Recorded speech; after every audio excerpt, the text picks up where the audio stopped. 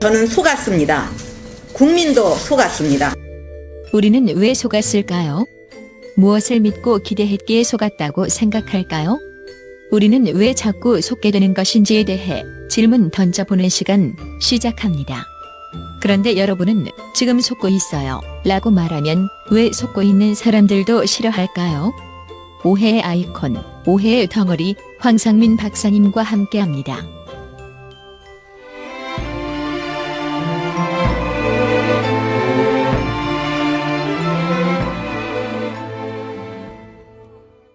안녕하세요. 황상민의 심리상담소 시즌5 시작하겠습니다. 제가 매번 방송을 시작하면서 오늘 지금 우리가 뭔 주제를 가지고 어떻게 해야 되는가 항상 혼란스럽습니다. 왜냐하면 전에는 WPI 프로파일 또 같이 첨부돼서 사연이 날라오고 그러니까 이거는 뭐 답이 제가 딱 그 사연 속에 또 프로파일만 보면 이건 이런 문제예요. 딱 설명을 착 할 수 있어. 저 기분이 뿌듯했거든요. 그런데 요즘에 날라오는 사연은요. 이거 어떻게 해야 되나? 어떻게 해야 되나? 이런 생각이 한편 들면서도 패널로 참가하시는 분이 막 뭐라고 이야기하는 게 이게 그런가? 아닐 수도 있는데. 근데 또 뭐 어려운 말도 하고 또 멋진 말도 하니까 그런가 보다. 그러니까 은근히 지금 저 때문에 지금 뭐 내용이 헷갈리는 것처럼 이야기하시는 거예요? 어떻게 그렇게 역시 양 박사님은 진짜 총깃밖에 없으신 것 같아요. 요즘에 하도 사람들이 초점 흐리기에 거의 선수라는 걸 너무 잘 보여줘요. 지금 양 박사님 나온 거는 지금 저가 천군만마를 얻은 듯한 그 기분으로 이 방송을 하는 거고. 그런데 개인 심리만 하면 안 부를 거 아니야. 나도 끼워줘. 이제 본인이 이 항신서 출연하는 게 재미붙으실 그럼 거예요. 재미 확실히 있는데.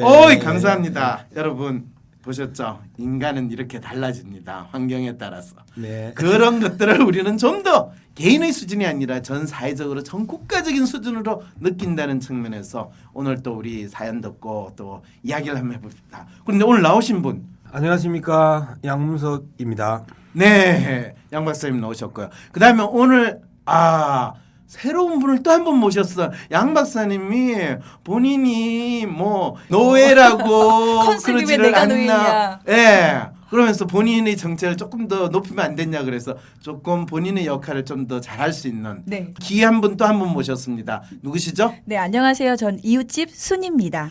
이웃집 순희 씨. 네. 예전에요. 순실 네. 씨 아니시고요? 70년 아니 제가 원래 네. 제 이름이 30대에 순자들하고 하는 건 희귀템이거든요. 그래요? 굉장히 희귀. 요즘에는 이름을 개명을 많이 하셔서 저같이 이게 촌스러운 이름이 없는데 네. 제가 그나마 나는 그래도 이름을 바꾸지 않겠다. 나의 그 이름과 순희. 네, 함께 가겠다 했는데 아. 이 최순실 언니 때문에 제가 요즘에 그러게 그래서 특별히 저 모신 기분이 거예요. 아주 안 좋습니다. 우리 어머니 돌아가신 어머니 이름이 7, 8 일. 순이에요. 그래서 제가 그 항상 놀릴 때 지지면 때는 그런 노래를 했었어요. 순아 단둘이 살자. 몰래 노래요. 순아 단둘이 살자 이런 노래가 있었어요. 어린 나이에 제 나이에 어린 나이에 어린 진짜. 나이에 어머니를 여의고 참 그래서 지금 힘들게 사시는군요. 아니 65세 고아도 있잖아요. 아직까지 그 고아 코스프레 코스프레 열심히 하는 하시는 한 분. 분. 네, 그래서 제가 여쭤본 겁니다. 네. 예. 자, 어떤 사연인지 한번 읽어봐 주시겠어요? 네, 알겠습니다. 안녕하세요, 박사님. 지난 방송에서 물으셨죠? 우리나라가 어떤 나라가 되었으면 좋겠는지, 또 우리는 어떤 대통령을 원하느냐고요. 저는 하고 싶은 말을 하고 살 수 있는 나라를 원해요. 그리고 그걸 막지 않고 살 수 있게 해주는 그런 여건을 만들 수 있는 대통령을 원해요. 그래서 박사님 같은 지식인들이 각종 터부시되는 것들도 제대로 이야기해 주시고 많은 사람들이 그런 것에 대해 편견이나 누군가가 만들어낸 프레임에서 놀아나거나 희생되지 않았으면 좋겠어요. 그러면 우리 사회도 정신과 문화가 성숙한 그런 의미의 선진국이 될 것 같아요. 그런데 지금은 아닌가 봐요. 저는 박사님 덕분에 온갖 미신과 신화와 그런 통념들에서 서서히 눈을 뜰 수 있었거든요. 그런데 박사님은 아직도 오해의 아이콘, 맞아요. 오해의 덩어리이신 것 같아요. 최근에 박근혜 씨를 발달장애라고 이야기하신 것이 논란이 되었다고 기사를 보았거든요. 참, 이제 박근혜 씨가 대통령에서 물러나고 야당으로 정권이 바뀌면 교수님도 좀 편해지시려나 싶었는데 제 착각인 것 싶어요. 사실 박사님은 우리 꼭두각시를 촛불 앞에 둔 무녀와 같은 이미지를 느꼈다고 하신 인터뷰와 혼군이나 꼭두각시로 사람들이 보고 있다는 연구를 발표하신 것 때문에 잘리신 거잖아요. 이제는 사람들이 그 말을 믿어요. 근데 교수님이 잘리시고 나서 기사들 댓글에서는 그건 잘린 사람 입장이지 하네요. 알게 되었는데도 여전히 자신이 믿고 있는 것과 다르다고 부정하는 모습인 듯 하네요. 연세대학의 교수나 학생들도 시국선을 한다고 나셨어도 누구 하나도 황 박사님에 대해 언급하지는 않더라고요. 박근혜 후보는 생식기만 여성이라고 알려진 그 이슈도 사실 박사님이 그렇게 말씀하신 게 아니잖아요. 박근혜 씨가 자꾸 최초의 여성 대통령으로 선전되는 현상을 지적한 것뿐이잖아요. 박사님은 한 방송에서 한국 사회에서 여성으로서의 삶은 역할에서 오는 것이지 남성과 다른 생식기에서 유래하는 것은 아니므로 공주로만 자랐고 결혼을 하거나 어머니가 되는 경험을 하지 않은 당시 박근혜 후보에게 어머니와 같은 면모를 기대하는 것은 대중의 착각이라고 주장하셨어요. 그때 각종 언론에서는 박근혜는 생식기만 여성이라는 발언을 했다는 기사를 내보냈어요. 거기에 더해서 비강 아줌마라는 별명으로 불렸던 당시 MCM 사장이었던 김성주 씨. 지금은 대양적십자 총재가 된 그분이 연세대에 가서 교수님 쫓아내라고 했잖아요. 연세대에서는 그래서 결국 어떻게 조치를 취한 것 같아요. 지금 그분도 최순실의 8선녀 중에 한 분이라는 의혹까지 받고 있잖아요. 그런데 그분은 어떤 언론 기사에서 시시한 여자들과 자신이 왜 노냐라고 했다네요. 그런데 지금은 시시한 여자가 되었겠지만 4년 전에도 그랬을까요? 어떻게 최순실을 알았을 법한 모든 이 나라의 높은 분들은 모두 그분을 모른다고 이야기할 수 있나요? 참 놀라운 심리인 것 같아요. 어찌되었든 박사님도 참 말씀 잘하셔야 할 듯해요. 정말 세상 물정 모르고 무조건 지르고 보는 그런 사회인지 불능증이나 어쩌면 자폐 성향에서는 변화가 있으셔야 할 것 같아요. 분명 그런 점에서 보면 박사님도 발달장애에 해당한다고 할 수 있어요. 동의해요. 완전 동의해요. 네, 저는 글만 읽고 있습니다. 네. 예. 최근에 박근혜 대통령을 17세에서 18세 발달장애라고 한 인터뷰에서 저는 그게 참 이해가 잘 되었거든요. 저도 스스로는 애늙은이처럼 세상을 잘 안다고 생각하지만 저희 부모님이나 주위 사람들은 저를 나이만큼 성숙하지 못하고 세상을 약삭빠르게 제대로 살지 못한다고 하시더라고요. 이런 점이 분명 발달장애라고 할 수 있겠죠. 그런데 박근혜 씨는 대통령까지 할 수 있었는데 그렇게 심각한 정도라니 놀라웠죠. 그런데 일부 분들이 이것을 발달장애 아동들에 대한 비하라고 또 받아들이더라고요. 아마도 발달장애라는 문제를 지닌 아이는 너무나 귀한 존재인데 박근혜는 너무 혐오스럽고 싫어 엮이는 것조차 싫다는 심리에서 나오는 감정인 듯 하네요. 박사님, 생식기 발언도 사실 박사님이 한 게 아닌데 맥락 없이 언론에서 뿌리고 사람들이 믿고 싶은 대로 믿어서 박사님만 오해받으셨거든요. 이번에도 너무 답답하시겠지만 그래도 무슨 이슈든 조근조근 좀 설명을 잘 해주세요.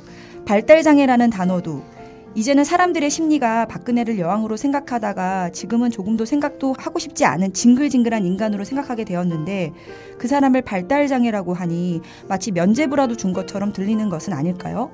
분명 대중들은 박근혜를 마치 여왕 바라보듯 했었으니까요. 옛날에 임금님의 똥은 매화라고 표현했잖아요.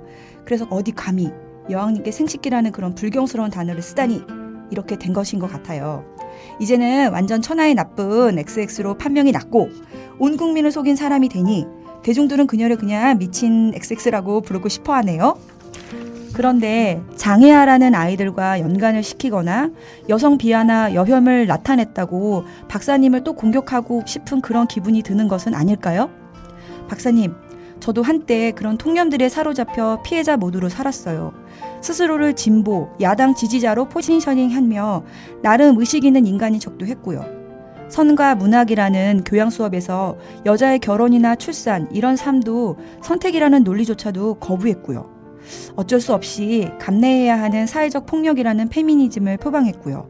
그리고 흑수저, 저녁이 있는 삶의 말에 감동받아서 저가 흑수저라는 것, 나쁜 XX 사장 때문에 야근하느라 저녁이 있는 삶도 제대로 못 사니 헬조선이라고 하면서 저를 위안했거든요. 아무튼 제가 이렇게 메일을 보낸 이유는 박사님은 금기시되는 것들을 거침없이 이야기하면서 많이 까이시는 분이라 조금 안쓰러워서 그래요. 누군가 편먹고 사람들 사기치는 것에 대해 아무 생각 없이 다 지적해 주시는 듯 하는 것이 고맙기는 한데 박사님도 그런 점에선 발달장애는 아닐까 하는 생각이 들어서요. 과거 바보 노무현이라는 말처럼 바보 황상민이라고 부르고 싶네요. 그런데 얻는 것이라고 별로 없을 것 같은데 무슨 자신이 대단한 학자라고 그렇게 하세요? 그래도 저는 인터넷 워리어들이 댓글에서 박사님 욕할 때 거기서 같이 싸우는 것보다 이렇게 박사님께 메일 보내서 박사님을 적극 지지하고 있다고 말하고 싶어요. 그리고 말로만 후원하고 지지하고 응원한다고 했었는데 오늘부터 황심소 정기 후원도 신청했답니다. 세상은 행동할 때 변화하니까요.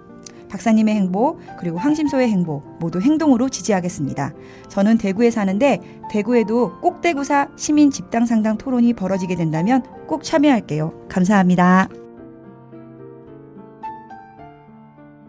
네. 다연 내가 듣는 내내 지금 이분마저도 나를 지금 위로하는 척하면서 이렇게 깔 수 있나 라는 생각도 하는데 네, 저는 글만 읽었습니다. 제 마음은 전혀 아니었어요. 아 그래요? 네, 읽으면서 깜짝 놀랐어요. 대체로 내용들이 네. 예사롭지 않죠. 교집합이 있어요. 첫 번째 네. 최소한 A4 용지 한 장 반은 넘어가야 된다. 두 번째 네. 황 박사님을 지지해야 된다. 네. 세 번째 은근히 비꼬아야 된다.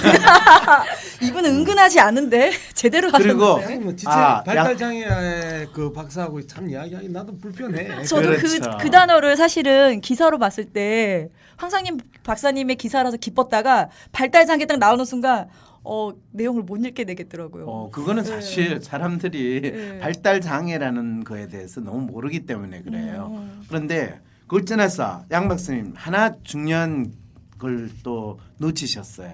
황심소를 말로 후원하고 지지한다고 응원할 게 아니라 나 어제 말언했어. 황심소 정기후원에 참여했다는 거. 이 사연이 있으면 전 무조건 일단 선택하고 봐요. 내가 어젯밤에 참고하면 되겠다. 그 항심소에 많은 후원했는데. 그래요? 훌륭하십니다. 와 진짜 양 박사님 그 후원을 제가 받으니까 가슴이 또 근데 최대치가 만 원밖에 안 되더만. 그 이하는 진짜 안 돼요? 1,000원, 2,000원, 1,000원, 3,000원, 5,000원 많으니까 그 이상 못 내게 그 돼 있더만. 혹시 팟빵에 하신 건가요? 예, 팟빵이. 팟빵은 이쪽으로 안 들어와요? 팟빵은 거의 관계가 거의 없어요. 30% 떼가요. 예. 진짜 팟빵이 그래요? 그래서 팟빵을 하지 말고 어디로 어디를 후원해야 안내해 되는 주십시오. 거예요? 뭐로 해야 돼요? 황심소 후원은 황심소 홈페이지 후원 메뉴를 통해 간단하게 하실 수 있습니다. 네이버에서 황심소 골뱅이를 검색해 주세요. 홈페이지 주소는 황심소.modu.at입니다. 해피나눔이구나. 네. 저도 팟빵인 줄 알았는데 어머. 그러게요. 아주 중요한 지적이었어요. 어쨌든 간에 이 사연 우리 보내주시는 분들 수준이 상당히 높지 않으세요? 높으세요 진짜. 저는 처음에 왔었을 때는 네. 황 선배한테 수업을 들었던 친구들, 그래서 이제 뭐 포괄적 제자 개념 뭐 이 정도의 친구들이 보내는 건가 보다라고 생각을 했거든. 오늘 왔었을 때는 전혀 무관한 분들이 황심소를 듣고 자발적으로 이렇게 편지를 보내는구나. 왜 그러냐면 A4 용지 한 장 한 반 장 넘고. 이상을 써야 이게 네. 채택이 되는 거예요. 정기 후원도 알고. 이제 신청하고. 그렇죠. 네. 그런 측면에서 이 황심소는 수준이 보통 팟캐스터 들으시는 분보다 훨씬 높아요. 적어도 종편 수준 이상은 되고요. 종편 이야기 하지 마세요. 하야 이야기 하다가 하야 당한 양문석까지 봐요. 쏙 썰려요. 그러니까 그 시답 짜는 데보다는 이 황심소에서 나오셔가지고 양 박사님이 총기를 이렇게 인정해 주는 데가 어디 그렇게 많지는 않잖아요. 근데 이 부분에 제가 이제 언론 전문가잖아요. 언론학 박사예요. 목소리나 내용이 상당히 조폭이나 동네 양아치처럼 들리겠지만 그렇게 근데 이제 아시는군요. 언론 전 저는 종편에 대해서 많은 국민들이나 팟캐스트 이제 애청자들이 가지고 있는 분노나 불만들은 잘 알아요. 그럼에도 불구하고 네. 우리는 우리 편들끼리 모여서 똘똘 뭉치는 것이 아니라 그렇죠. 우리와 생각이 다른 보수적인 사람들이거나 그 다음에 아주 가부장적인 사람들이거나 봉건제적 이 시대를 살아가고 있는 많은 우리나라 국민들에게도 그 우리의 이야기를 전달할 수 있고 그 다음에 우리의 이야기가 얼마만큼 진정성이 있는지를 불어넣어 줄 수 있는 현재의 그 매체 중에 하나가 저는 종편이라고 봐요. 보수 세력이나 보수 성향이 많은 사람들에게 그 우리의 이야기를 해줄 수 있는 기회가 많이 없다. 그렇기 때문에 저는 어쨌든 종편이 갖고 있는 시대적 의미는 있다. 있다. 라고 하고 종편을 어떻게 더 활용할 것이고 종편의 편향성들을 얼마만큼 그 균형을 잡아줄 것인가의 측면에서 봐야 된다는 게 근데 그 종편에서 잘린 양 양석의 박사님의 이야기입니다. 그렇죠. 거기에 덧붙여서 사실은 뭐 이제 저 정지당한 게 또 풀릴 가능성이 양 박사님보다 조금 빠를 것 같아서. 보세요. 제가 방송통신위원회 상임위원 출신이에요. 네. 고공전 불리면요. 제가 네. 언제든지 복귀할 수 있어요. 아 그래요? 예, 이 시점이 워낙 민감한 시점이기 때문에 아. 저 새끼 또 나와서 무슨 사고 칠지 몰라서 못 부르는 거지. 근데 아 그렇군요. 조만간 저는 나타나는 거죠. 백을 써서라도 네. 종편에 들어가서 네. 우리 지금 항심소에서 하는 이야기들, 네. 제가 그 진행을 하고 있는 정치 카페에서 하는 이야기를 네. 이야기할 수 있는 조건들을 만드는 게 또 하나의 투쟁 아닌가. 그럴 때 양 박사님 네. 혼자 가서 하면 좀 힘들잖아요. 같이 웬만하면 가시자고. 저하고 같이 패키지로 가면 안 될까요? 그거는 제가 어려우실 것 같은데 같이 제가 가시. 정말 같이 만약에 이제 한 번 했었어요. 우리 한번 했어요. 그 TV 조선의 아침에 그래가지고 프로. 다른 사람들이 말할 기회가 없었어요. 아 우리 즐거웠어요. 둘이서 완전히 너무 그- 서로가 갈구면서 이래서 끝나고 나서 작가들이 나와서 두 사람이 싸우고 그 마이크 던질 듯한 그러한 불안감을 느꼈다는 거예요. 그래서 왜? 이 사연 주신 네. 분 그랬잖아요. 지금 양 박사님 같이 종편이라도 나와가지고 얘기를 해야 된다. 또 이야기를 적극적으로 하시는 분들도 있는데 비해서 이 대부분의 이 한국 사회에서 박사나 또는 교수, 지식인들이 터부시 되는 것들을 제대로 이야기해주는 그런 분들이 많지 않다는 거예요. 그렇죠. 이게 그렇죠. 지난 10년 사이에 너무 뚜렷하게 나타난 현상인데 네. 이거 왜 그렇게 된 것 같아요? 저한테 물어보지 마세요. 그 가장 잘 아시는 분이 이야기하고. 제가 연대에서 잘렸을 때 그때 학장하시는 분 근데 너무 전화해서 짜락이다 잘린 게. 대부분 사람들이 어디 잘리면 좀 부끄러워하거든. 아 그래도 멋있는 말씀을 하시고 올바른 얘기를 하셔서 잘린 거니까 저는. 근데 멋있는 우리 두 일 사람이 알아요. 특징이 뭐냐면 뭐 잘리고 잘린 얘기 그다음에 잘하시는구나. 검찰에 소환받고 이런 건 너무 자랑스럽게 너무 지난 시간 재밌게 들었어요. 검찰 소환. 그래. 너무 남들은 부끄럽거나 두려워해야 되는구나 해야 되는데 우리 둘이는 잘린 거 뭐 검찰 소환 당하는 거 또 이런 거 가시게 엄청 되면 좋아해. 제가 꽃 근데 뿌려드릴게요. 꼭 그럴 때 뭔 소리를 듣느냐 하면 야 너 인생 웬만하면 좀 잘 생각해서 살아라. 편하게 살라고. 네. 근데 근데 어쨌든 우리가 지금 이 사연 주신 분 진짜 저희 마음에 대해서 많이 이해해 주시려고 노력한 것 같아요. 그거에 좀 우리 관심 좀 기울여 주세요. 왜? 이분은 한편으로는 저 때문에 또는 저 덕분에 온갖 미신과 신화와 그런 통념들에서 서서히 눈을 뜰 수 있다고 그러는데 왜 저는 아직도 오해 아이콘, 오해 덩어리라고 보게 되나요?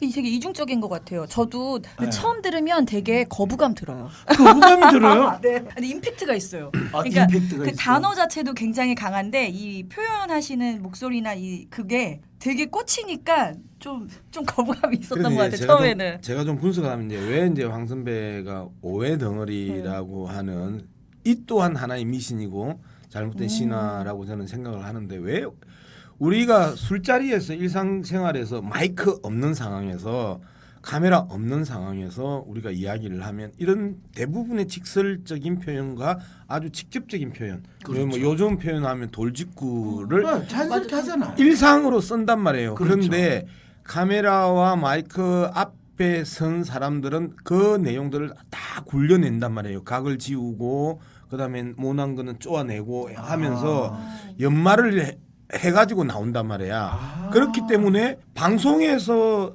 바라보는 황상민과 일상에서 바라보는 황상민은 같은 사람이야. 일관성. 그런데 네, 그건 그렇고 중요한 거는 지금 우리 박근혜 대통령 이제 박근혜 대통령이라는 표현도 좀 그러니까 박근혜 박근혜 씨라고 씨. 벌써 이분이 네. 사연을 주셨네요.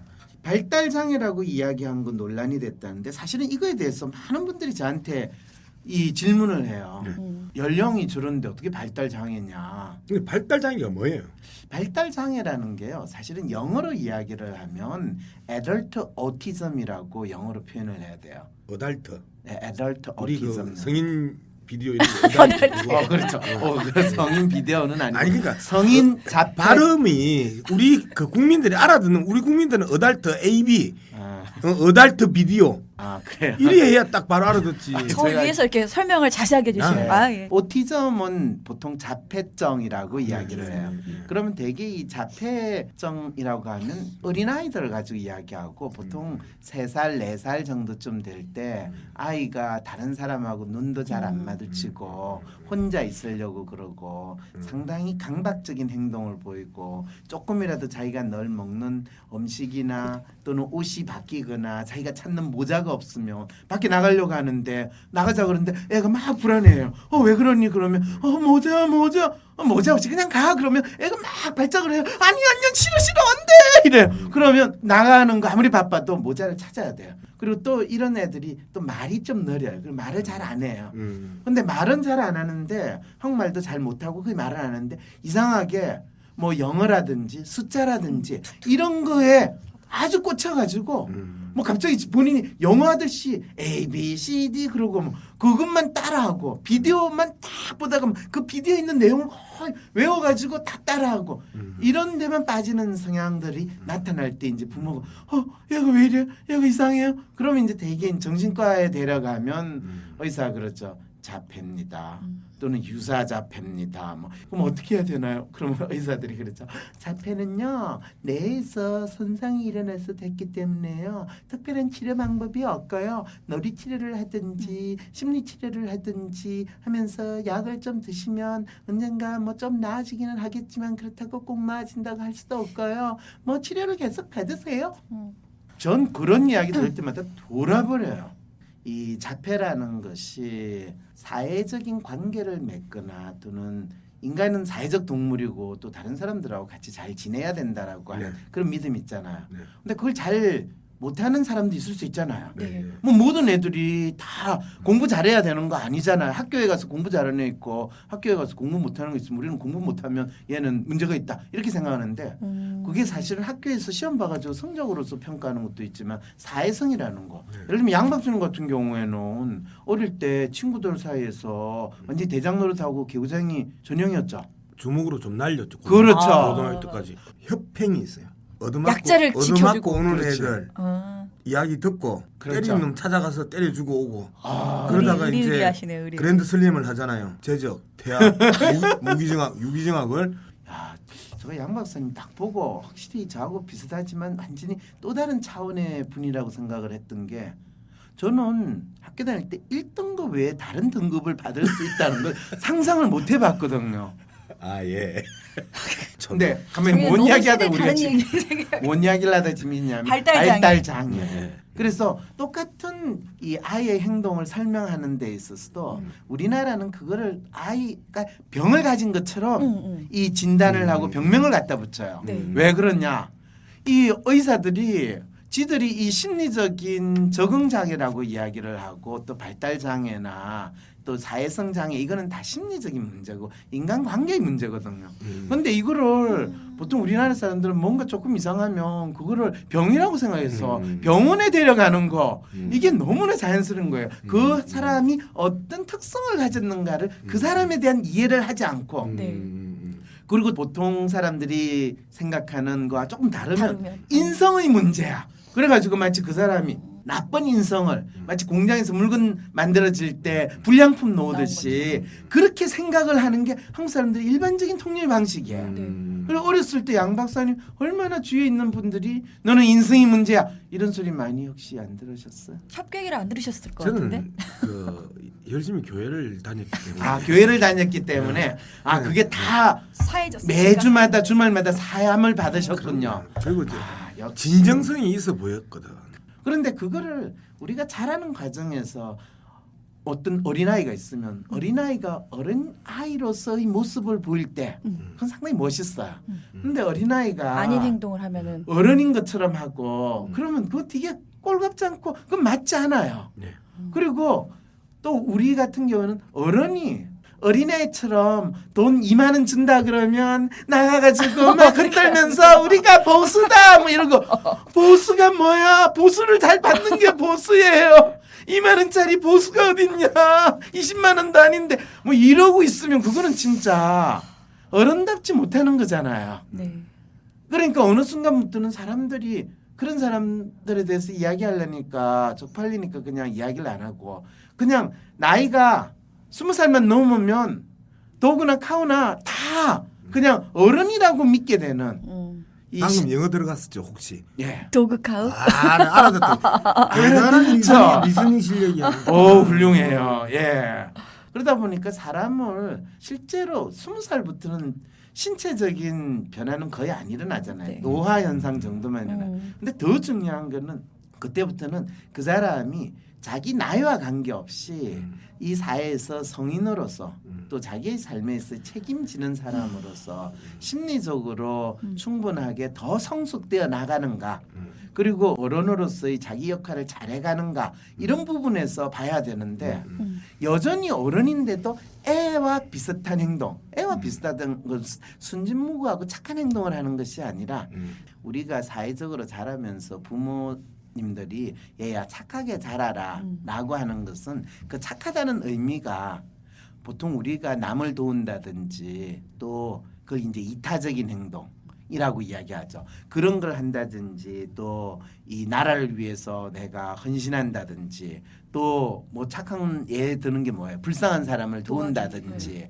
뭐 봉사, 헌신 이런 걸 착하다고 사람들이 착각을 하는데요.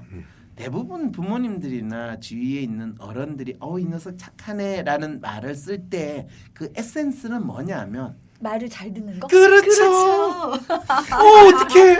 역시 제가 잘 모셔서 왔어요. 아셨죠, 양 박사님? 숨이 씨 한 건 했어. 네. 나 이제 이 큰일 날것 같아, 부분에 이제. 대해서 제가 최근에 들었던 상당히 공감했던 내용 중에 하나가 그 강남에서 중학교 교장 선생님을 하시는 분이 그런 이야기를 해요. 강남 아이들은 큰 인물이 기본적으로 나올 수 없는 구조다. 네. 왜요? 그랬더니 개천에서 용이 나지 강남에서 용이 안 난다는 거야. 왜요? 그랬더니 애들이 다 착하다는 거야. 착할 수밖에 없어. 24시간을 감시와 통제의 대상이고 거기서 빗나갔을 때 오는 불이익이 너무 큰 거야. 그렇죠. 아주 좋은 지금 사례를 이야기하셨는데요. 결국에는 착하다라는 말은 결국 거의 노예에 준하는 생각을 하고 삶을 살아가는 거가 되는데 거기에서 다른 이야기를 한다라는 거. 또 그 아이가 느끼고 생각하는 그 아이 나름대로 이야기를 하는 거는 상당히 위험하고 또 착하지 않는 행동처럼 보여지게 되는 그렇게 자란다는 거죠.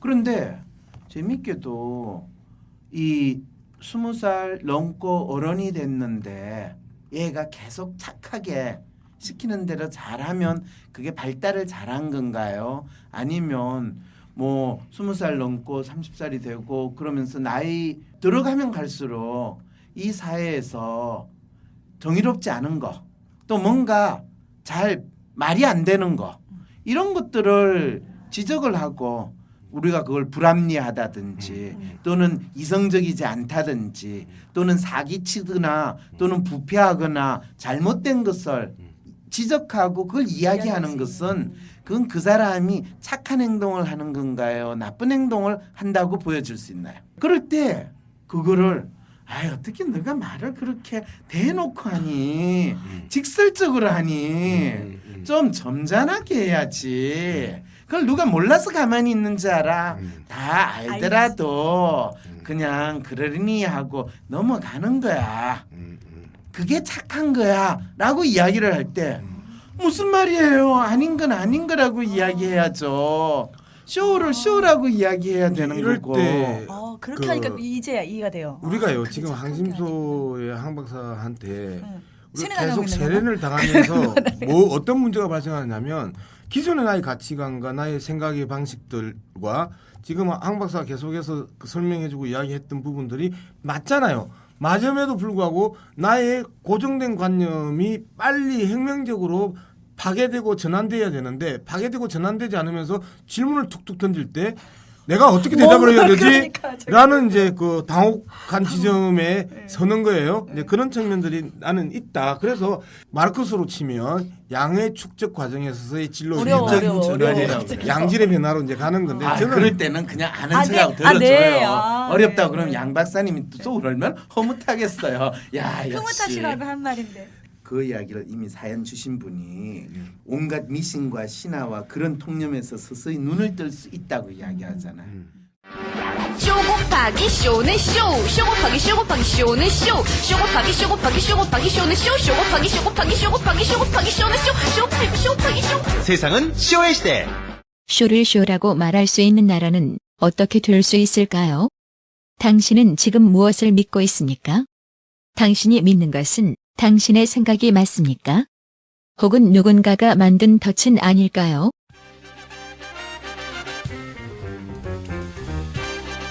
황상민의 심리상담소 송년의 밤. 나도 모르는 내 마음을 쪽집게처럼 꿰뚫어보는 심리학계의 셜록 홈즈.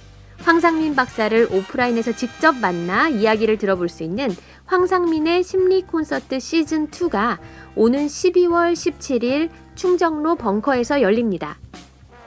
지난 심리 콘서트 시즌1에서는 삼국지 인물들의 심리 분석을 통해 난세에 살아남는 법을 알아보았는데요. 이번 시즌2에서는 1년여 넘게 진행해온 팟캐스트 황상민의 심리상담소의 공개방송 형식으로 셜록 황이 개인의 이슈와 사회 이슈를 풀어가는 과정을 직접 생생하게 만나보실 수 있습니다. 그동안 황심소에서 다뤄졌던 상담의 사연자들도 직접 초대해 셜록황과 함께 이야기해보고 또 시사 이슈에 대해서 다양한 패널들과 함께 즉석에서 풀어보는 과정을 통해 나도 모르는 내 마음을 알아보는 시간이 될 것입니다. 황심소를 들으면서 너무 공감 가셨던 분들 혹은 나는 이것은 도무지 이해가 안 간다 하셨던 분들 직접 문답할 수 있는 시간도 마련하였으니 직접 만나러 오세요. 2016년을 보내기 전 내 마음은 무엇인가 라는 질문을 던져보고 셜록황과 함께 찾아보는 시간이 될 것입니다. 공간이 한정되어 있으니 신청 서둘러 주세요. 티켓은 황상민 심리연구소에서 온라인으로 구매하실 수 있습니다. 인터넷 포털에서 황상민의 심리연구소를 검색해 주시거나 위즈덤센터 02-6207-7430으로도 문의 가능하십니다.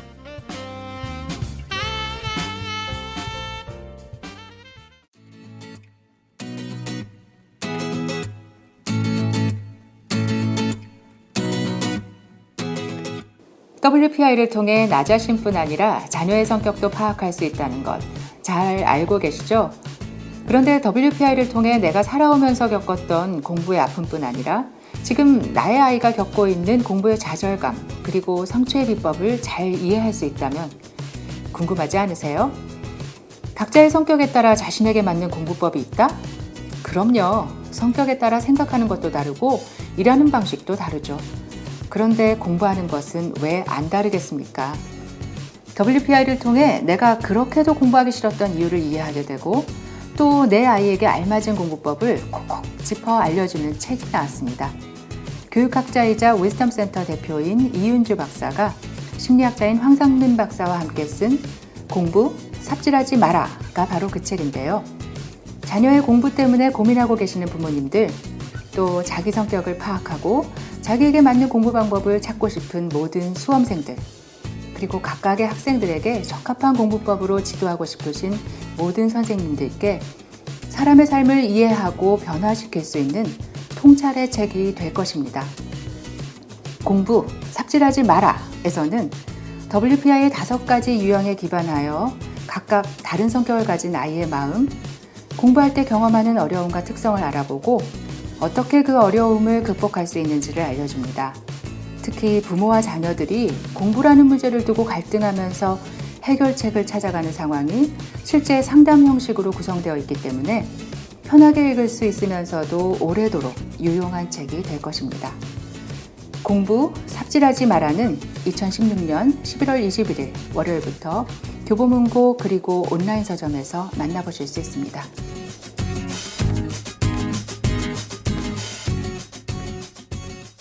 그럴 때 또 이분이 던진 질문이 발달장애. 왜 60세가 있는 그 할머니가 발달장애라고 그러냐?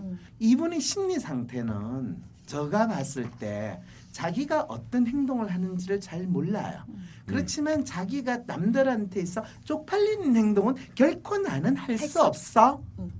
야, 너 이런 잘못을 했어. 그게 뭐니? 그거는 나와 관계없는 거야.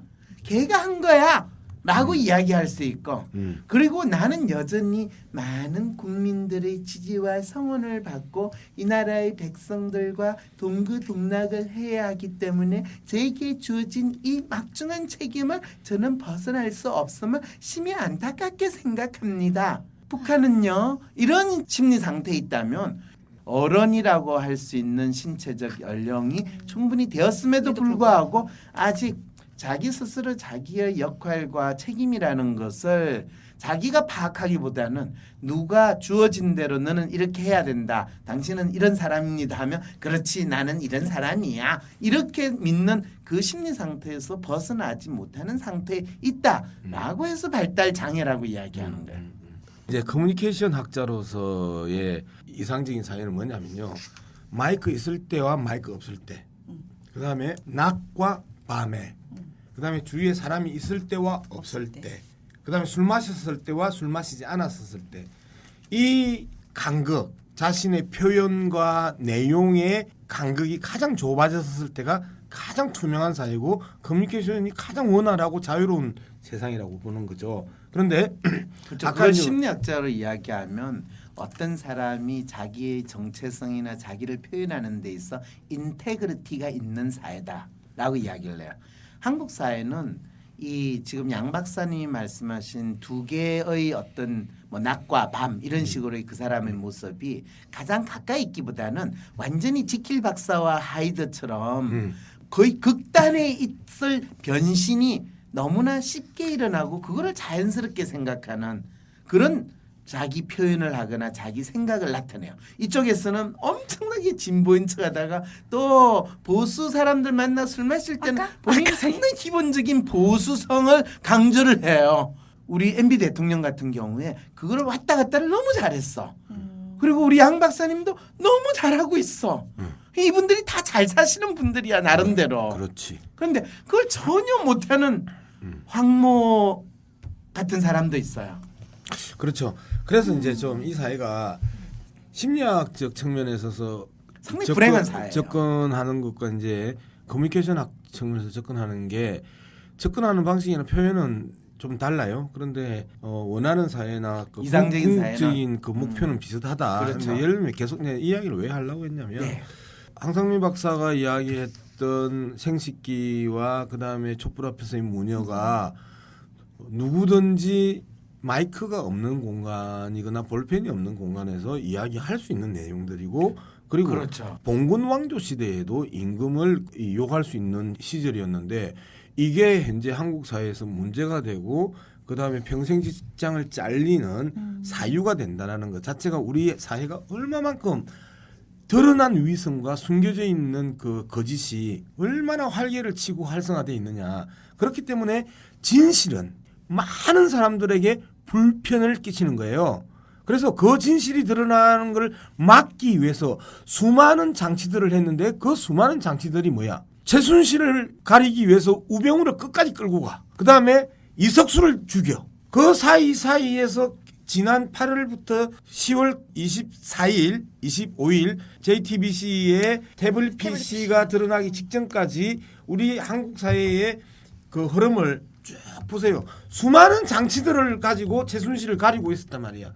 그리고 마지막에 최순실을 가지고 박근혜를 가리려고 했어. 맞아요. 그렇죠. 그래서 예, 박근혜는 우리 마음에서 이제 지웠잖아요. 그리고 현실에서도 곧 지울 거잖아요. 그러면 네. 박근혜를 비서실장을 했고 박근혜의 비대위원장을 했고 박근혜의 그 선거본부장을 했던 유승민, 김무성, 네, 김무성. 그다음에 김종인, 예. 이상돈, 이준석 이런 유명한 사람들은 네. 도대체 뭐야? 그러게요. 이들은 다 알고 있었단 말이야. 그렇죠. 그리고 그 허상으로 씌워진 이미지에 의해서 박근혜를 대통령으로 뽑았던 사람 국민의 반이 넘는단 말이에요. 네. 자, 이 책임을 누가 질 거냐라는 거예요.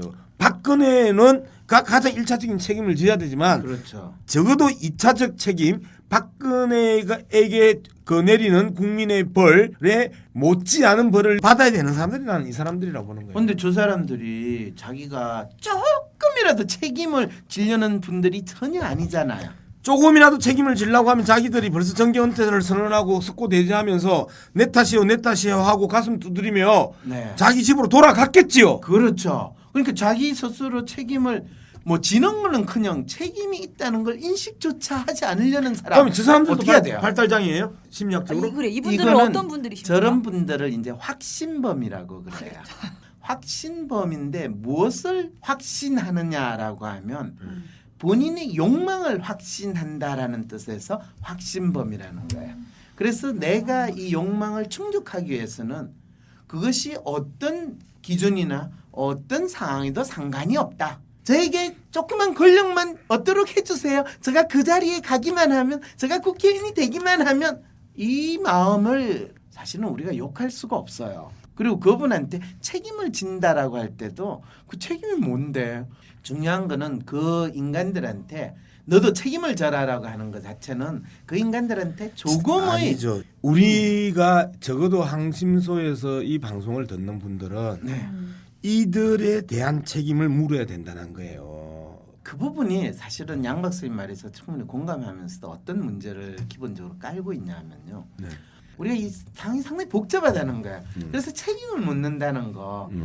소위 말하는 변호사들 또는 검사들, 법하는 인간들이 마치 본인들이 사건의 본질을 시시비비를 따지는 것 같지만은 진짜 중요한 에센스를 아주 희석시키고 엉뚱하게 자기들만의 논리 속에서 자기들의 칼단장을 하는 이 일이 벌어진다는 거예요. 그래서 제가 지금 가장 중요한 거는 박근혜를 사퇴시키는 건 중요한데 이 사태에서의 본질은 있잖아요.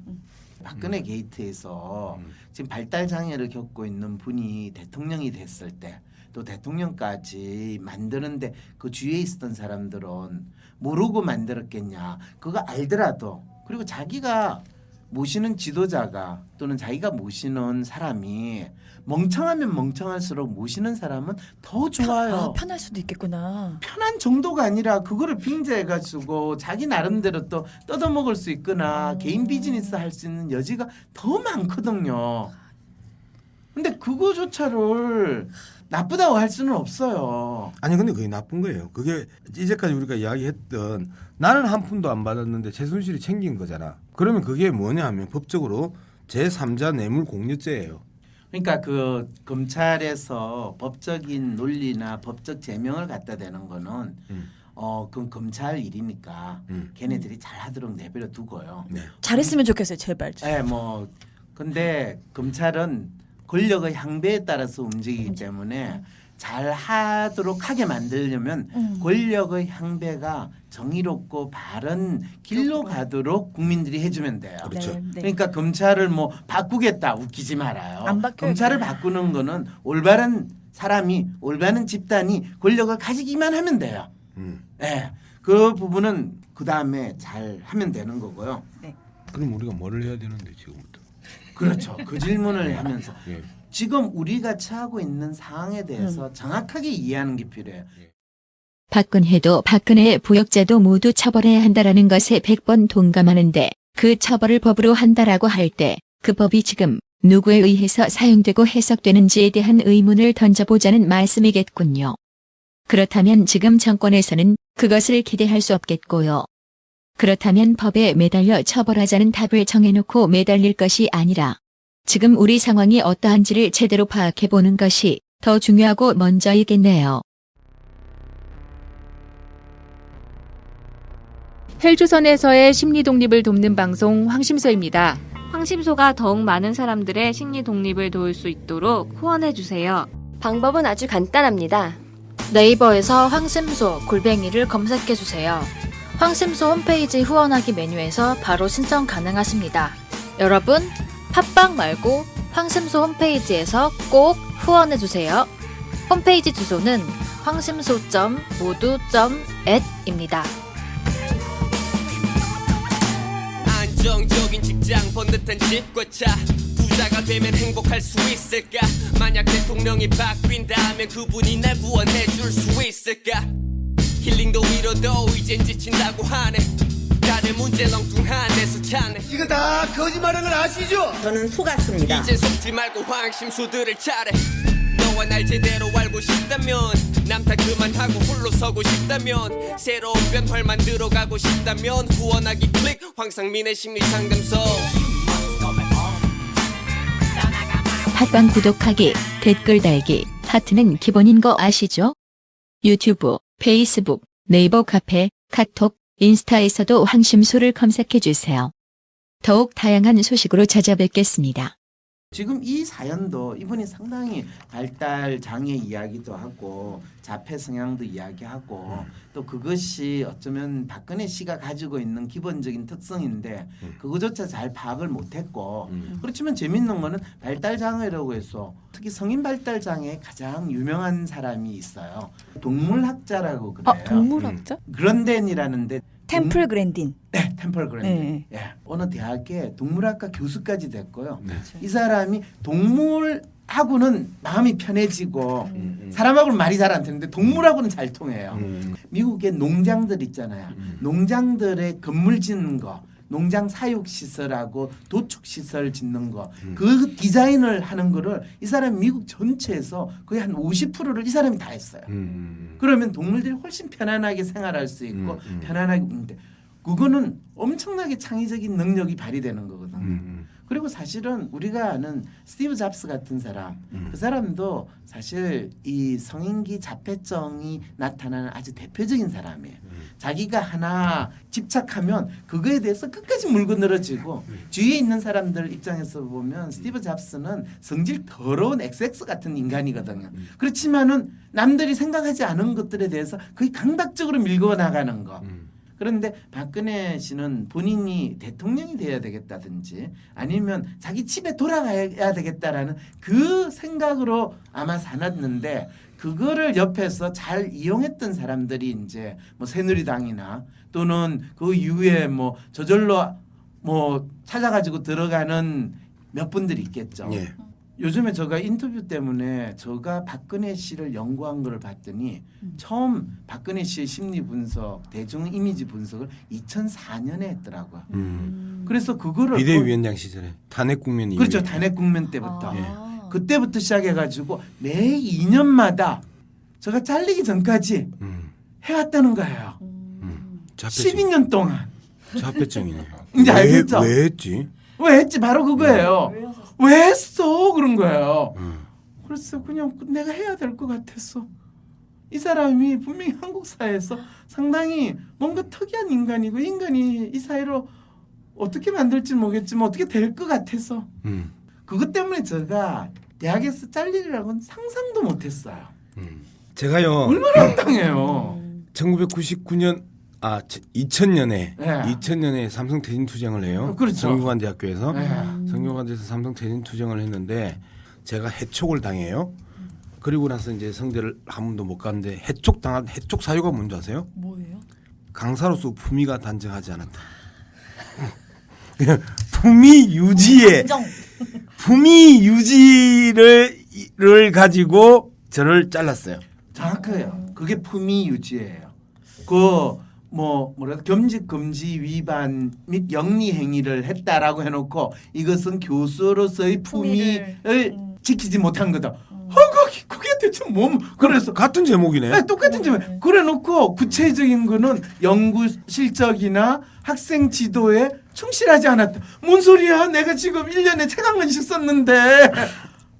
복귀하기 힘들겠다. 내가 지금 16년째 성대에 강단을 한 번도 밟아본 적이 없어요. 특강도 한 번 못 해봤는데 형님 꿈 깼어요. 뭐 연대 복직하는 거는.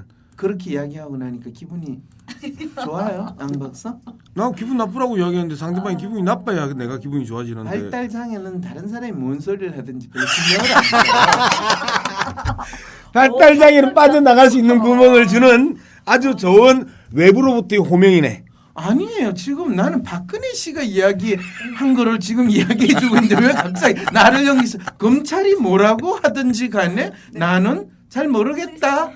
그건 사상 누각이 하는 말도 안 되는 소설이에요. 이 방송이 편한 이유는 제가 아무 이야기를 해도 본류를 놓치지 않고 끝까지 지키고 나가는 저 위대하신 발달장애 황상민 박사가 계시기 때문이에요. 영광입니다. 함께해서. 그것까지도 느끼셨어요. 양 박사가 똑똑한 거는 어떤 순간이 오더라도 이 나름대로 뭔가 아부성 발언을 할 수 있는 기회는 결코 놓치지 않는다는 거. 제가 그래서 줄 쓸 만한 놈만 있으면 나 진짜 줄 잘 쓸 텐데 줄 쓸 만한 놈이 없더라고 우리나라에. 아 그래요? 네. 양 박사. 우리 이번 이 난국에 우리도 다음에 줄 쓸 만한 인간이 어떤 인간인지 그거 한번 찾아보는 그 작업을 나는 해보는 정말 것도 좋아요. 몸을 다 던지고 온 그 지혜와 지식을 다 투여해서 한국 사회를 이끌 만한 사람을 나는 만나봤으면 좋겠어요. 그러면 난 진짜 옛날 김구 선생이 조국 독립만 되면 뭐 정직이 그렇죠. 문직이를 해도 나는 정말 내가 저 사람의 신발끈을 메어주면서도 정말 저 사람이 따뜻한 발걸음을 그 내디디면서 그 자신의 온기로 나보다 못한 사람들이 나만큼 살 수 있게 만들어주는 나라를 꿈꾸고 행동하고 기획해서 실천해 나가는 것 그런 지도자를 나는 진짜 만나고 싶어요. 야, 양 박사님 그게요. 근데 매번 대통령 선거가 일어날 때마다 제가 다 각 후보들을 다 분석을 하고 견적을 내보면 어떤 자식이 되든지 간에 별 차이가 없다. 이재명이도? 그거는 지금 모르는 거죠. 근데 이재명 시장은 제가 만나본 정치인 중에서 자기 말을 할 줄 아는 사람이라는 거는 분명해요. 그리고 자기 생각이 분명한 사람이에요. 그 부분 이제 예를 들면 뭐 우리가 보석으로 치면 이재명 시장 같은 경우는 원석 수준이라고 이제 볼 수 있단 말이에요. 아니, 현재 그러니까 원석 상태에서 계속 다듬어지면 저 모습 저대로를 계속 유지할 것인가 안 그러면 대부분의 많은 그 많은 정치인들처럼 사람들이 이런 참 말도 안 되는 질문을 할 때마다 내가 거의 돌아버려요. 왜 그러냐? 일단 이 질문을 해요. 제가 요즘처럼 황심소의 시간과 에너지를 많이 쏘면서 방송을 한 거는 원래 나의 특성이 나타난 것일까? 아니면 연세대에서 잘렸어 이걸 하는 것일까? 어느 쪽일 것 같아요? 특성이라고 저는 봐요. 아니에요. 연세대에서 안 잘렸으면 저는 저 특성을 알기 때문에 내가 뭘 그렇게 하니 그냥 조용히 살자. 그냥 가능하면 네가 이야기하지 말고 있어. 오케이, 예스. 그러니까 삶의 자극으로 인해서 변할 수 있다는 그렇죠. 건가요? 그걸 멋있게 이야기하면 그 사람이 어떤 환경에 있고 뒤에 있는 사람이 그 사람한테 어떤 요청을 지속적으로 하느냐에 따라서 그 사람은 더욱더 자기 자리를 찾아가는 경로를 갈 수 있고 그 압력이 있는데 자기 자리를 못 찾아가가지고 진짜 튕겨가가지고 이상한 데로 가는 그거는 사람들마다 다 달라요. 그래서 인간의 발달 과정이라는 것은 끊임없이 자기 자리를 찾아가는 과정으로서 그것이 가장 적절한 발달 과정이다라고 제가 항상 평생 발달에 대한 이야기를 해주면서 그래서 이제 이재명 시장은 자기 자리를 찾아갈 수 있는 자기 컨텐츠와 자신의 의지와 이런 것들을 발견하셨어요? 이재명 시장이 성남시장으로서 자기 자리를 잘 찾아갔다고 생각하세요? 저는 잘 찾아갔다고 그렇죠. 생각해요. 그러면 이재명 시장을 원석이라고 보는 것 자체가 사람에 대한 이해가 떨어지기 때문에 하는 소리라는 거예요. 동의. 다음에 이 사람이 더 큰 도시를 맡는 사람 그리고 뭐 더 큰 뭐 마치 이 나라를 맡는 사람이 되면 뭐 1,000만이나 5천만 되면 힘들지 않겠어요 그랬더니 그런데 이제 그 부분은 누구도 알 수 없다가 맞아요. 그러니까 이제 결론을 하면 쟤는 급이 아니다라고 하는 그 부류가 있고 쟤는 그 급이다라고 하는 그런 식으로 보면 안 된다는 거예요. 어떤 사람을 평가할 때. 대통령 후보인데. 대통령 후보인데 소위 말해서 급이 된다. 박근혜 씨는 급이 아니었잖아요. 급이 아니었는데 대통령이 됐잖아요. 네. 제가 이야기하는 거잖아요. 그래서 급이 아닌 사람이 그 엄청난 권력과 그걸 지고 나서 대한민국을 이렇게 황폐화시킨 그 상황에 지금 우리가 빠져 있는데 그런데 그게요 대한민국에만 일어나는 일이 아니에요. 그러니까 미국도 조지 부시 이 아버지 부시도 아니고 조지 부시는 급을 논의하기도 힘들지만은 집안으로 보면 대통령을 아버지로 둔 아들이에요. 미국 사람들은요 조지 부시를 누구도 저 사람은 대통령이 할 급이 안 되라고 이야기 안 해요. 그 말은 뭐냐 하면 대통령의 역할을 잘한다, 잘못한다의 문제는 마치 정해져 있는 것이 아니라 그렇지. 얼마나 그 사회와 그 시스템이 또는 그 국민들이 그 사람이 그 역할을 하는 것을 제대로 할 수 있도록 끊임없이 관리 감독하면서 가이드를 해나갈 수 있고 소위 말해서 상호 견제와 비판과 균형을 맞출 수 있는 시스템이 돌아가느냐 또는 언론이 작동하느냐 국민들이 참여할 수 있느냐 이런 것들이 있는데 그것이 어느 순간에 잘못됐기 때문에 그게 제대로 안 됐다라는 부분을 모든 국민들이 다 책임으로 일평 공감하면서 그다음에 오바마 찍었잖아요. 자꾸만 대선 후보들이 괜찮은 사람인지 아닌지 분류하고 답을 내리고 싶어서 지금 양 박사님과 황 박사님의 논의 부분이 잘 이해가 안 가실 것 같습니다. 그렇다면 당신의 경우에 대입해서 생각해 봅시다. 당신이 만약 학교에서 전교 1등을 했다고 칩시다. 당신은 그러면 전교 회장도 잘 할 수 있는 자질을 가지고 있는 사람일까요? 답은 잘 할 수도 있고 못할 수도 있다는 것입니다. 아마도 기억 속에는 전교 1등이 전교 회장을 해왔기에 잘 하겠지 하고 막연히 믿고 있겠지만 말이지요. 박근혜에게 속았던 우리가 이제는 속지 않겠다면서 또 다시 속을 수밖에 없는 정답을 찾고 있는 상황 같지는 않나요? 전교 회장이 누가 되는 것이 문제가 아니라 전교 회장에게 모든 전권을 주고 맡겨놓고 나 몰라라 하는 분위기라면 그 누가 되더라도 문제가 생기지 않을까요? 여러분은 또 누군가 영웅 같은 사람이 나타나 알아서 잘 해줄 사람을 찾고 있지는 않을까요? 일단 1차적인 착각은요. 뭐 14명 중에서 그중에서 가장 나은 사람이 뽑힌다라는 생각 그것이 잘못된 생각이고 또 일반적인 통념이라고 할 수 있다는 거예요. 아니요. 대통령이 뽑히는 거는 최고표를 많이 얻은 사람이 뽑히는 거고 예. 그 말은 대한민국에서의 많은 사람들의 마음을 나름대로 끌은 사람이 뽑힌다는 거예요. 예. 결국에 대한민국의 많은 사람들이 그 사람을 대통령감으로 보느냐 안 보느냐가 달린 거지 그 사람이 개인적으로 가지고 있는 역량하고 상당히 다른 차원의 이야기를 한다는 거예요. 그러니까 심리학자는 그 대중들의 마음을 잡는 그게 뭔지를 알아내는 게 훨씬 더 정확하다라고 생각을 하고 그걸 통해 가지고 그러면 그거를 알아내서 우리가 정말 멋진 사람한테 그 비밀을 알려주면은 그분이 대통령이 되는 그거를 제가 해봤거든요. 안 된다요? 재밌는 건요. 네. 그게 지 몸에 맞지 않으면요. 못하는구나. 네, 못해요. 예를 들면 박원순 시장 세종대왕 앞에서 그 촛불 시위할 때 막 항의하고 격렬하게 박근혜는 탄핵하라. 네, 박근혜 탄핵 하야해라. 하야해라 이렇게 구호 외치는 사진이 신문에 딱 실렸을 때 그걸 보면서 양 박사님 어떤 생각이 들었어요? 이 그거 자리에서- 매치가 안 돼. 그렇게 막 하고 있는 게. 예, 느끼셨어요? 그러니까 그분이 그러니까 이재명 시장이 막 소리 지르고 막 그렇게 했을 때는 막 시원함이 느껴졌는데 박원순 시장님이 들고 있을 때는 그냥 원래 순하신 분이고 뭔가 일을 하시는 분이라서 그 느낌이 확 와닿지 않았던 것 같아요. 같은 장면이라도. 그럼 박원순은 그 시점에서 어떻게 써야 되는 거예요? 그게 제가 박원순 씨한테 묻고 싶었어요. 그 상황에서 당신이 가장 당신의 이미지를 극대화하고 잘 드러내는 일이 뭐고 그 행위가 뭔지를 아시고 그걸 하셨으면 당신이 더욱더 이 혼란스러운 국정이 서울시장이 있음으로써 대한민국이 망할 일은 없고 국정이 혼란스럽지 않겠구나를 확실히 느낀다.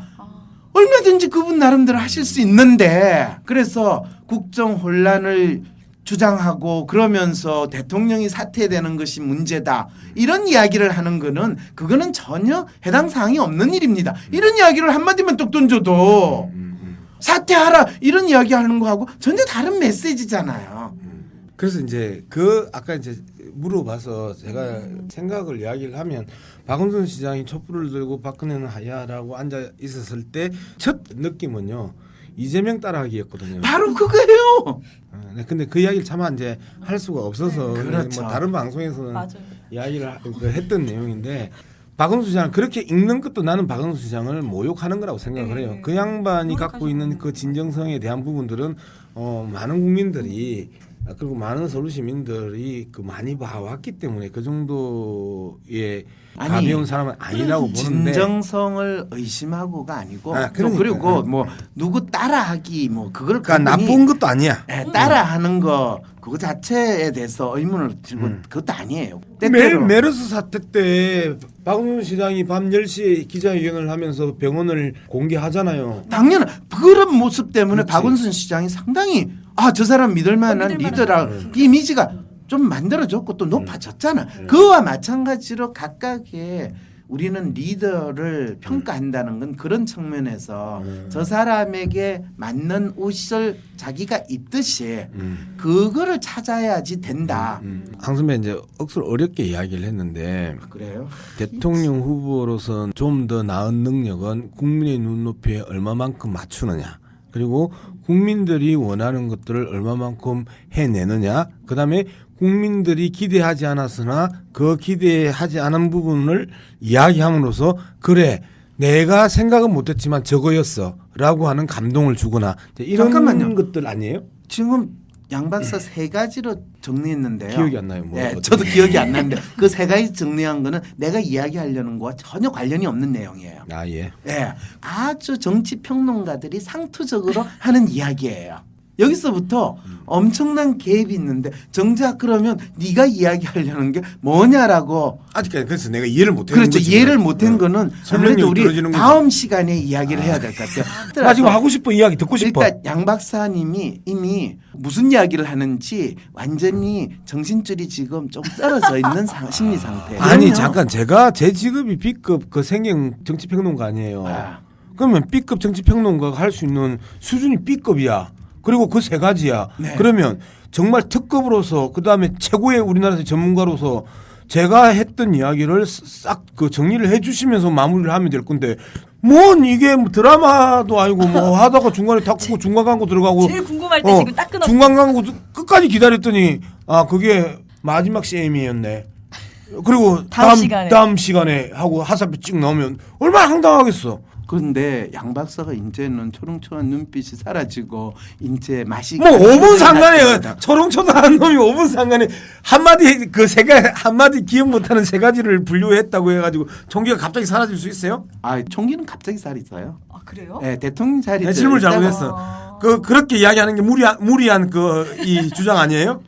뭔 본인이 지금 무슨 말 이야기하는지 알고는 계세요? 안 가르치죠.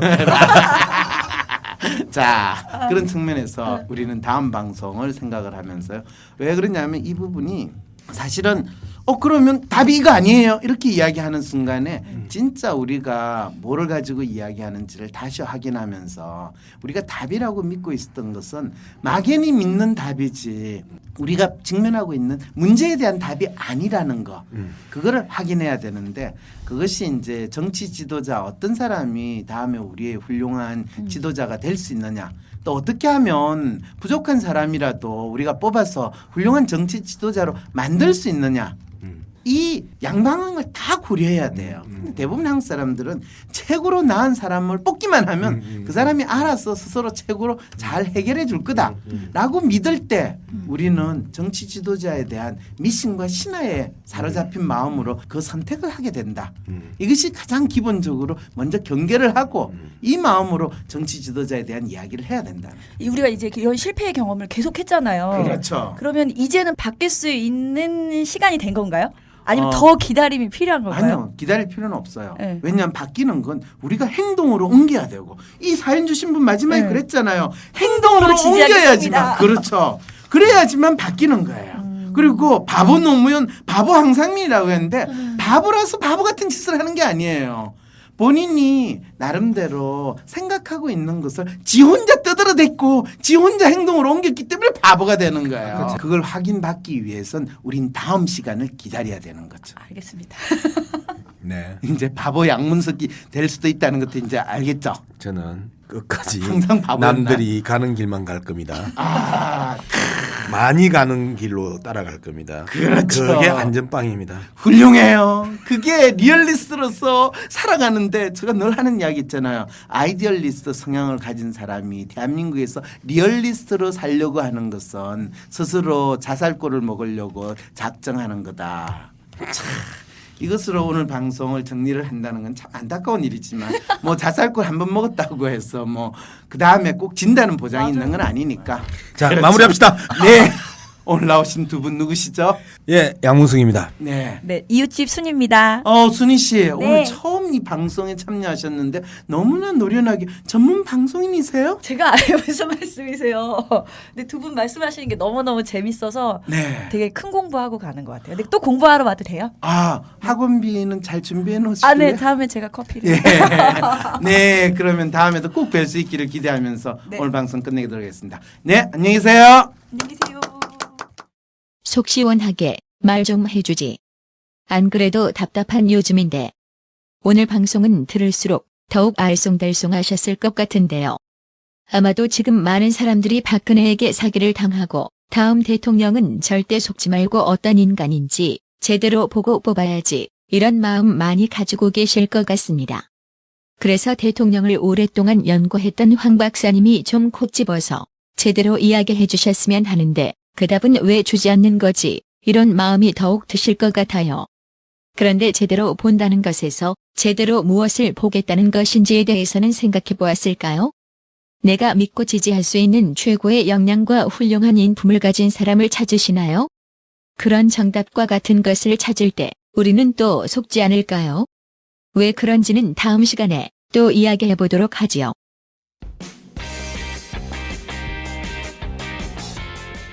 꼭대구사 안내방송 드립니다. 매일 아침 새로운 뉴스에 올라오는 일들을 전혀 이해할 수 없나요? 누군가라도 말이 통하는 사람과 지금 이 나라의 상황에 대해서 이야기하고 싶으신가요? 꼭대구사는 꼭두각시로부터 대한민국을 구하려는 사람들입니다. 여러분의 답답한 마음과 현재 상황에 대한 날카로운 의문을 꼭대구사 모임에서 공유해주세요. 꼭대구사 모임은 여러분의 자발적인 참여와 후원으로 이루어지는 전국적인 활동입니다. 누구든지 자신이 살고 있는 지역에 꼭대구사 모임을 만들고 싶은 분은 황심소의 꼭대구사 팀으로 연락 주시기 바랍니다. 전화번호는 010-5720-9430, 010-5720-9430입니다. 현재까지 총 3회의 꼭대구사 모임이 서울과 대전에서 이루어졌으며 꼭대구사 모임은 서울과 지방에서 각 1회씩 이루어집니다. 4회차는 12월 2일 부산에서 진행 예정입니다. 정확한 날짜와 시간은 다음 방송에서 안내드리겠습니다. 황심소 페이스북도 꼭 팔로우 해주세요. 황심소의 소식을 즉각적으로 확인하실 수 있습니다. 참, 황심소의 꼭대구사가 지속되어 더 이상 속지 않고 시민이 주인이 되는 나라가 될 수 있도록 꼭대구사 후원에도 많은 참여 부탁드립니다. 후원은 황심소 홈페이지 후원 링크를 통해 간단하게 진행하실 수 있습니다. 네이버에서 황심소 골뱅이를 검색한 후 홈페이지의 메인에서 후원하기를 클릭해주세요.